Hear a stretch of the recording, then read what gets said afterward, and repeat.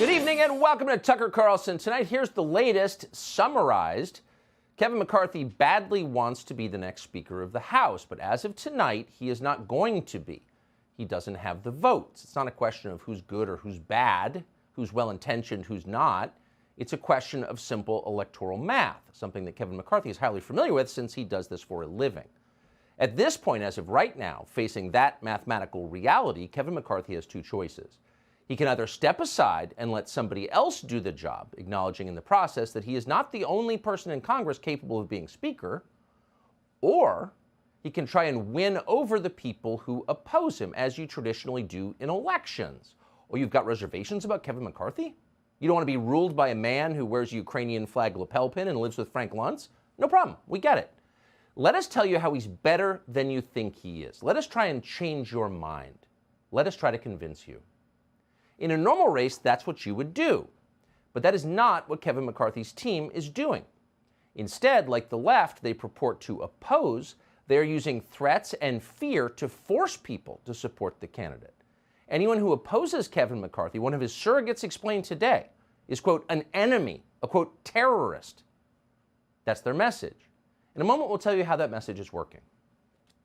But first tonight, in the summer of 2016, the government transparency organization WikiLeaks released thousands of emails from the servers of the Democratic National Committee. Those documents showed conclusively that Hillary Clinton partisans had worked to rig the Democratic primary against her rival, Bernie Sanders.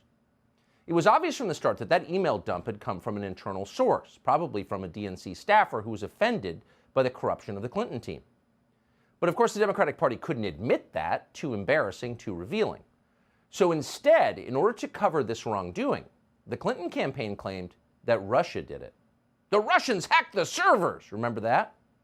Now, you may have believed it or not, but intel agencies in this country must have known at the time that it was not true. They would know, but they said nothing.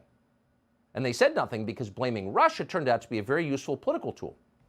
In fact, before long, it became the default response to every perceived disaster in Washington. Hillary lost. Why Russia?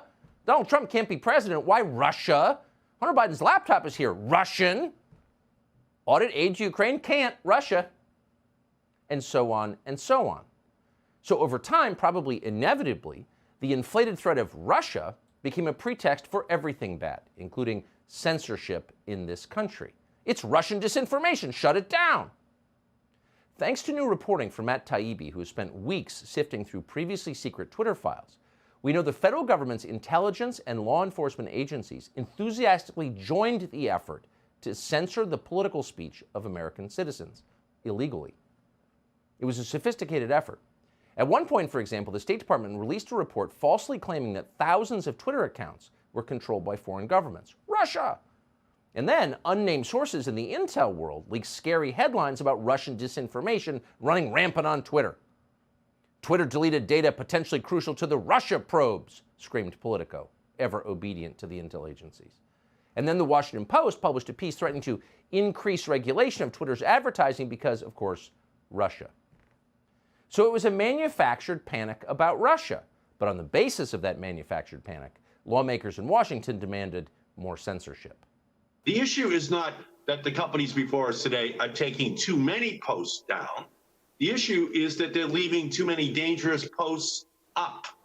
In fact, they're amplifying harmful content so that it spreads like wildfire and torches our democracy. Oh, too much speaking. Your opinions are a threat to our, quote, democracy. That would be sitting United States Senator Ed Markey of Massachusetts. But almost nobody said anything because Russia.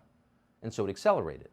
Not long after that tape was shot, in November of 2020, Congressman Adam Schiff of California, who was then the chairman of the House Intelligence Committee, demanded that Twitter censor any discussion about the House Intelligence Committee. Quote, suppress any and all search results about committee staff, a Schiff aide demanded of Twitter. Schiff was particularly furious that a journalist called Paul Sperry had reported on Schiff's connection to the CIA whistleblower behind Donald Trump's impeachment. So Schiff demanded that Twitter censor Sperry. Quote, suspend the many accounts, including Paul Sperry, commanded Schiff's office. This is illegal. It's openly unconstitutional. Government officials cannot suppress speech. That's the Bill of Rights. And even at Twitter, executives seem to understand that. No, this isn't feasible. We don't do this, replied one Twitter executive. But ultimately, however, they caved. In time, in fact, Paul Sperry was censored by Twitter, along with many thousands of others. Twitter had effectively become a government propaganda outlet. How that happened and the effect that it had on American electoral politics is one of the most important stories of our time. And as we said, we know about it because of Matt Taibbi, who has been at the center of it. Subscribe to the Fox News YouTube channel to catch our nightly opens, stories that are changing the world and changing your life. From Tucker Carlson Tonight.